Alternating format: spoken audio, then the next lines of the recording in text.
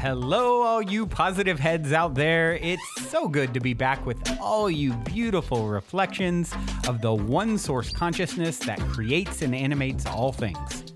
If you're new to this podcast, of course, we are super happy to have you here, and we just ask that you bring an open mind and heart to your listening experience and to be prepared to explore vantage points that I'm convinced will help shift or solidify your current understanding of the ultimate nature of reality in a way that is extremely empowering.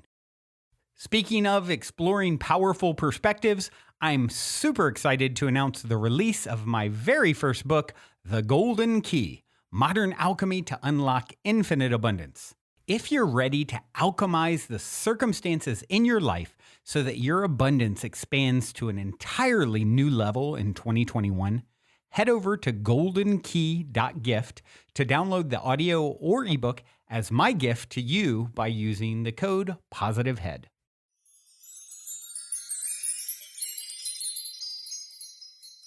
All right, all you positive heads, welcome. Here we grow again. It is a fantabulous Friday here in the studio as I record, and I am grateful to be back with each and every one of you, to have the opportunity to share and connect in this way and to use my voice to inspire myself and inspire you, hopefully. And the way I want to do that today is talking a little bit about, what I view as the sort of the most important piece of our journey. This process of surrendering the fight, laying down our armor, laying down our sword, and allowing what is to be. And, Lao Tzu said, "To the mind that is still, the whole universe surrenders." And of course, it's a reflection, right? The universe is a reflection of you of it. You're a fractal of the one source consciousness that creates and animates all things, right? So when you surrender, the universe surrenders, and that is how we it's really the quickest path to unlocking the things that we are keeping at bay from our resistance. And it's, of course, way easier said than done. This is the dance that we're all doing and slowly but surely getting better at. And I think one of the ways to fully understand this process that we're going through is understanding the different levels of our emotions and how we continue to, let's, for example, and Abraham, who I'm going to share a clip from in a little bit, did an emotional guidance scale. So did David Hawking in the book Power versus Force. And I haven't actually compared the two, but maybe I'll do that now. I'll just pull them up right here because I think it's important for us to understand where are we at in the emotional scale. And if you are, for example, in, shame or humiliation, right, then you are at a very low sort of emotional state, right? And going from that up the scale, this is looking at David Hawking's scale, regret would be sort of up the scale. It's still not considered a quote unquote positive emotion necessarily, but it's a little higher up the scale. Or let's look here at, actually, I'm going to just go through and read them real quick. So this is Abraham Hicks' emotional guidance scale. The lowest being fear, grief, depression, despair, powerlessness. And up from that would be insecurity, guilt, unworthiness. Up from that would be jealousy. Up from that would be hatred, rage. Up from that would be revenge. So really what it's saying is if you're sliding back to a point of being most alive, if you have tapped into anger, revenge, or the next one up is anger, that is more in alignment than say despair or powerlessness is, right? So you could think of anger as being like, oh, I don't want to be angry, but if you are lost in powerlessness, then that actually may be the best place to get to next, right? As you climb the ladder, the emotional ladder out of the depths of, disempowerment. So up from anger, it's revenge, and then she has anger, and then discouragement, And then up from there, blame, and then worry, and then doubt, and then disappointment, then overwhelmed, right? Then impatience, then frustration, irritation. I've been there a lot. Pessimism is up from there. Up from there is boredom. Then you get to contentment, and then you get to hopefulness. Then you get to optimism. Then you get to positive expectation and belief. Then you get to enthusiasm, eagerness, happiness. From there, you get to passion. From there, the top one she has is joy, knowledge, empowerment, freedom, love, appreciation. So you can see the scale of emotion. So understanding where you're at in the scale of emotion, I think is helpful, because if you're really, you're not going to go from the bottom one to the top one in one jump, right? And that's why Abraham actually talks about, hey, how do you get to a more neutral state? Reach for something that's a little more neutral, because you don't typically jump that, leap all these emotions. It's a scale. It's like degrees or temperature. If you're turning the shower to hot to cold, it's balances of energy. Looking at David Hawkins from Power Reverse Force, he has the very bottom of the scale, humiliation. These are the emotions.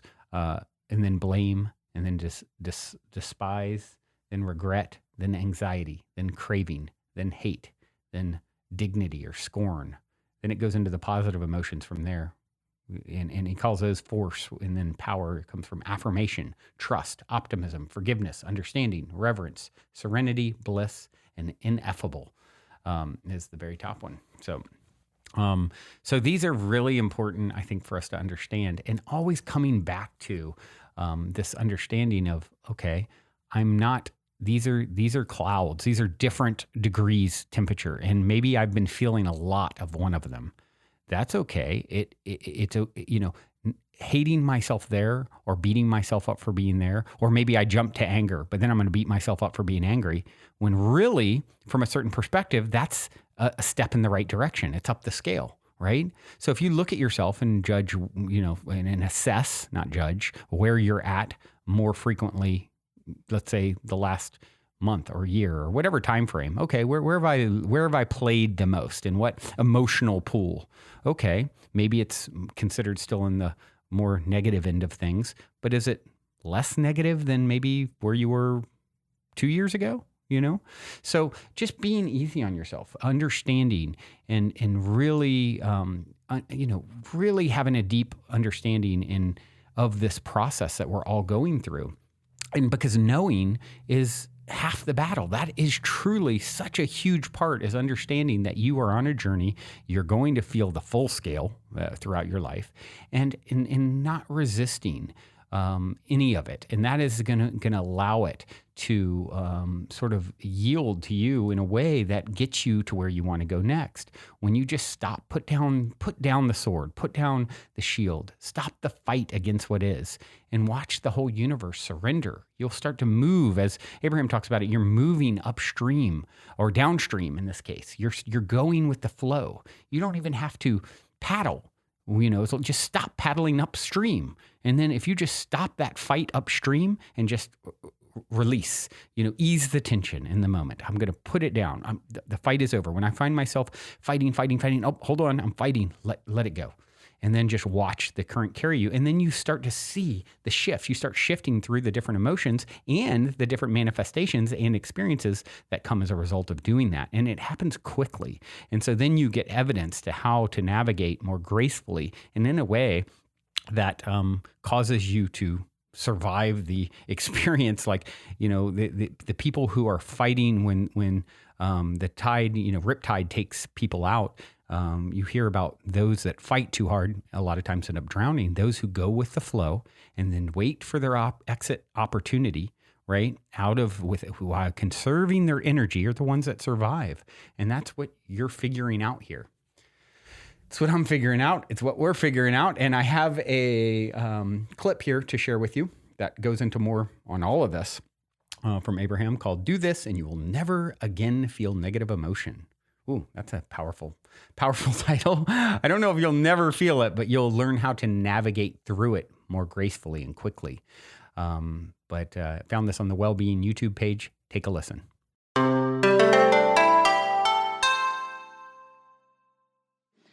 Sometimes, even after we have offered these powerful words. Someone will say, well, Abraham, I'm doing pretty good on this and this and this, but I need you to help me get over here. And we say, you're missing the most important part of all of this. You've forgotten the inevitable success that the stream promises. And you must believe in the process. You must understand the stream. Because if you're taking score about where you are, then you might very well be pointed right upstream and hindering your progress.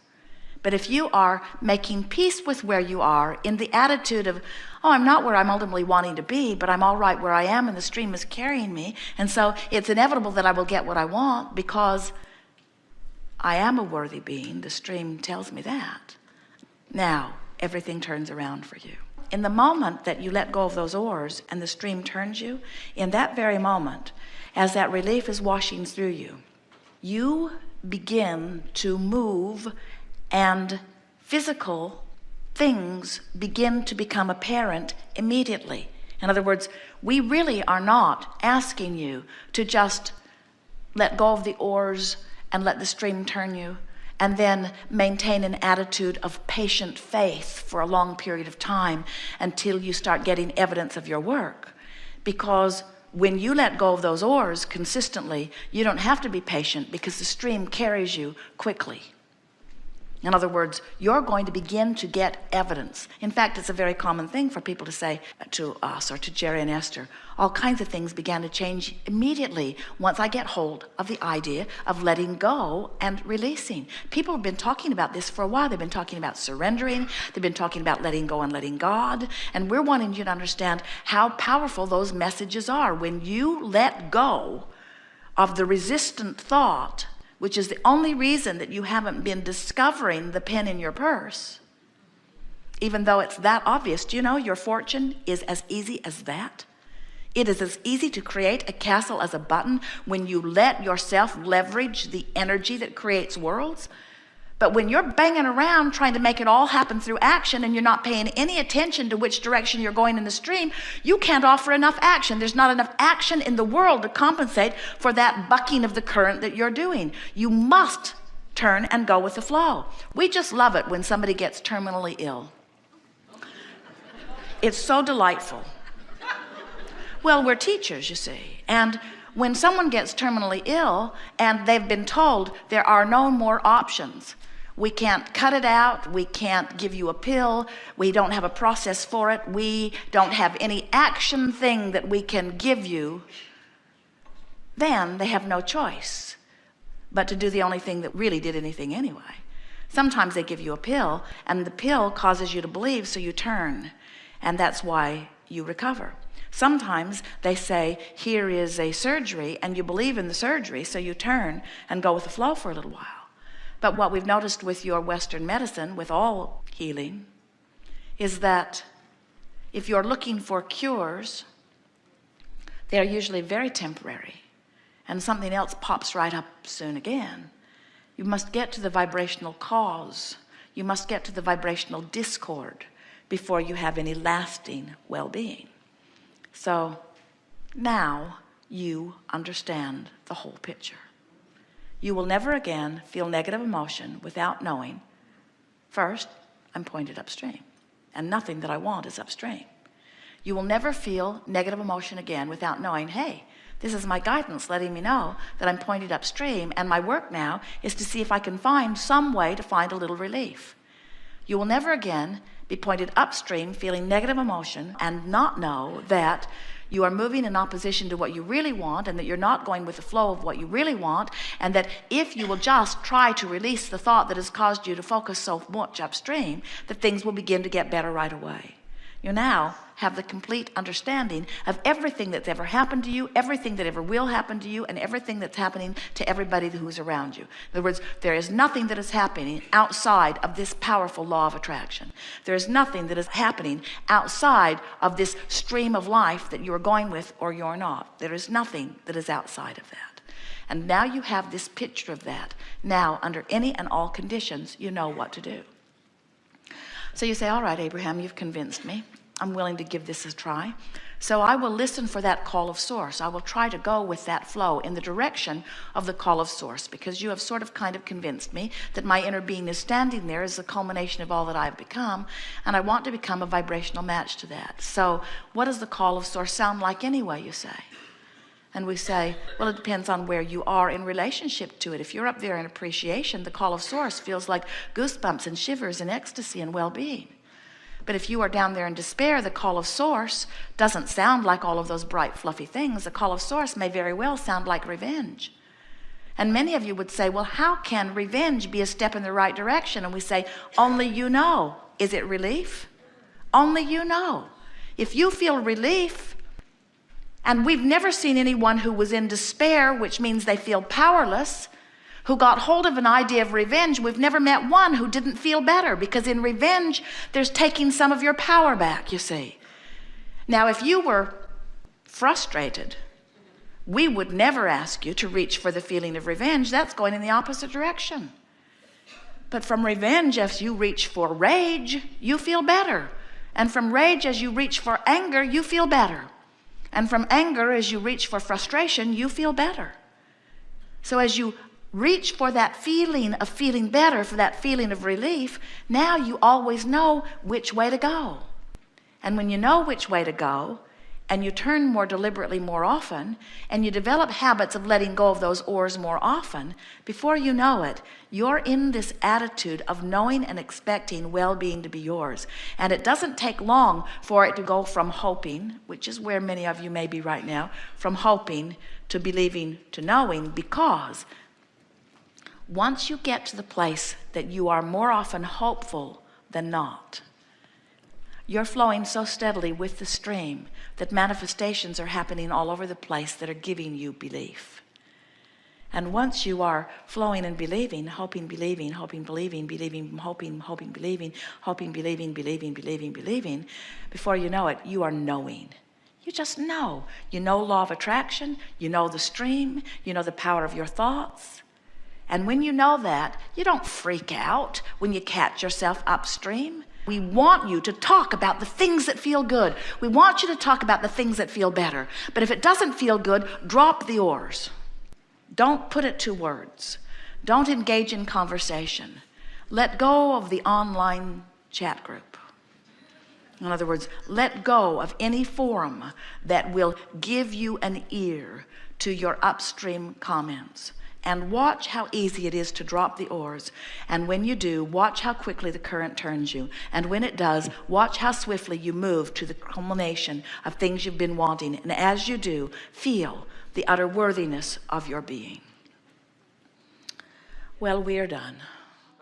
Before we continue on with today's episode, I'd like to take a moment to tell you a little bit about my very first book, The Golden Key: Modern Alchemy to Unlock Infinite Abundance.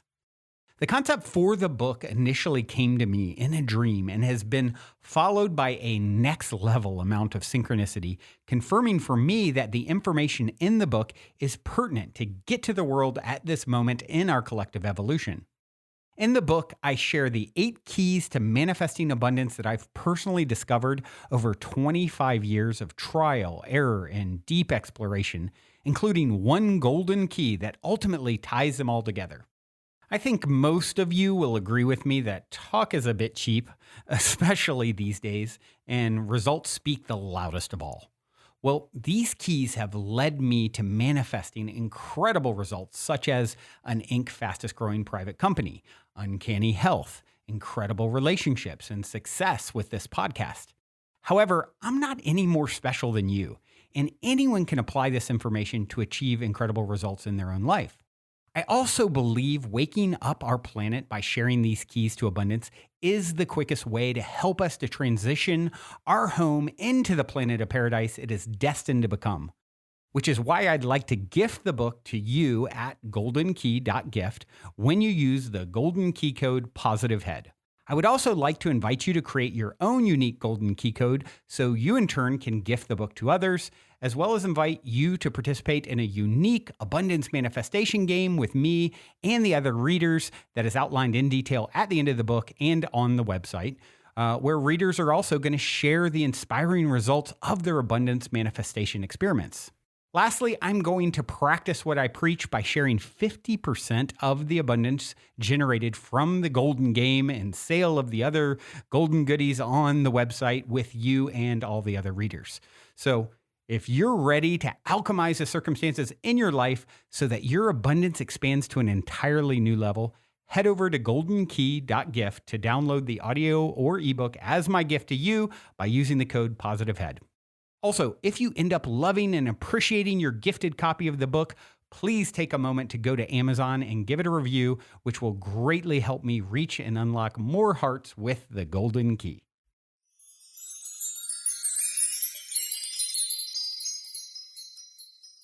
What a great clip, right? Making peace where I am makes getting what I want inevitable. When you let go of the resistant thought, everything begins to unfold. I love how she says it's as easy to create a castle as a button. I always put it, when you come holding your bag of sugar to be filled, it'll be examined to see how large it is. What do you think you're worth? It's all the same stuff, just different degrees of it. All of this, emotions, different degrees of the same thing. Like, evil spelled live backwards. It's all the same stuff, right?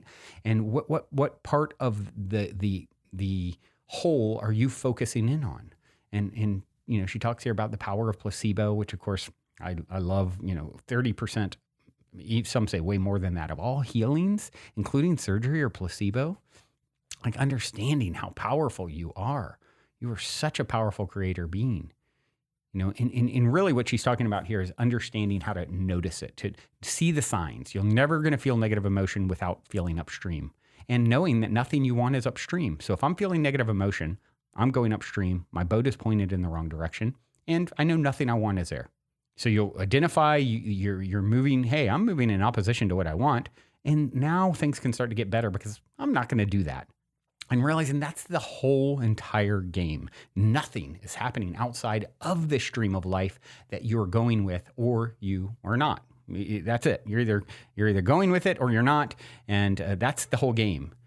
And you really, with this, you have the formula to know what to do under any conditions. And that's when she then got into, of course, the call of source brings relief from where you are. Revenge is a step up from despair.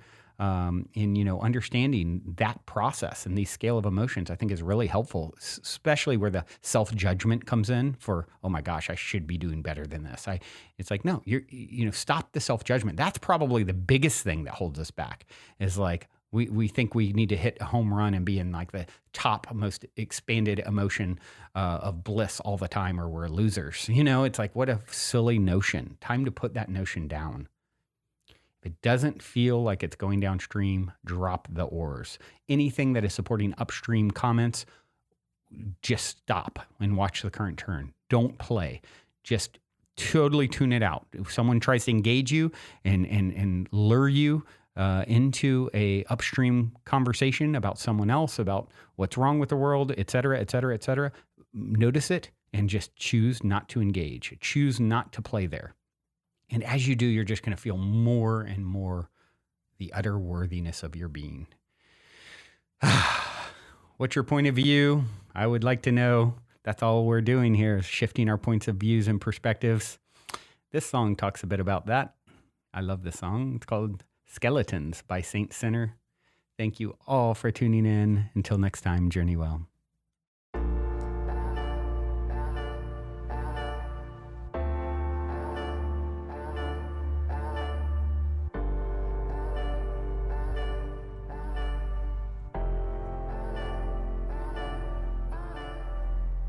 What's your point of view? I'd like to know what you think of it, what you think of this. What's your point of view? Would you tell me to? What's your point of view? I'd like to know what you think of it, what you think of this. What's your point of view? I would like to know.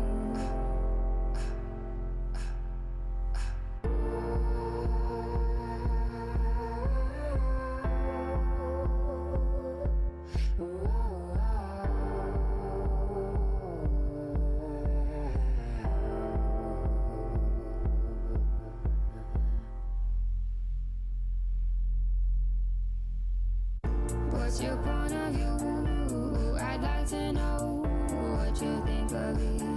What you think of this? What's your point of view? Would you tell me to?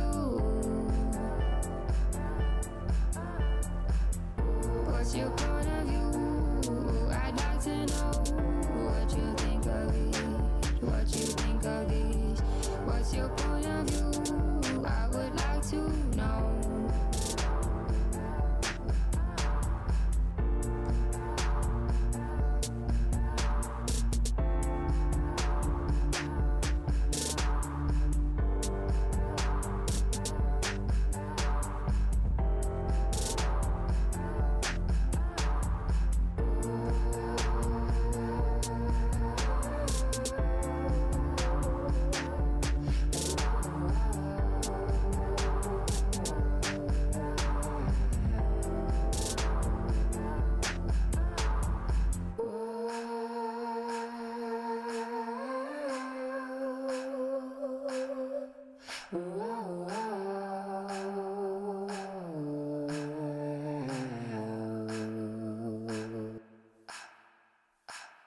What's your point of view?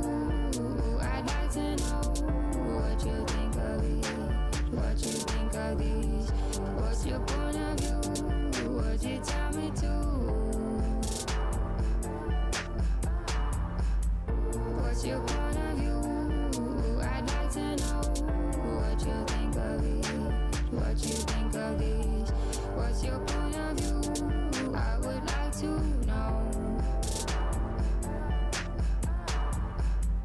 What's your point of view? I'd like to know what you think of it. What you think of this? What's your point of view? Would you tell me to? What's your point of view? I'd like to know what you think of it. What you think of this? What's your point of view? I would like to know.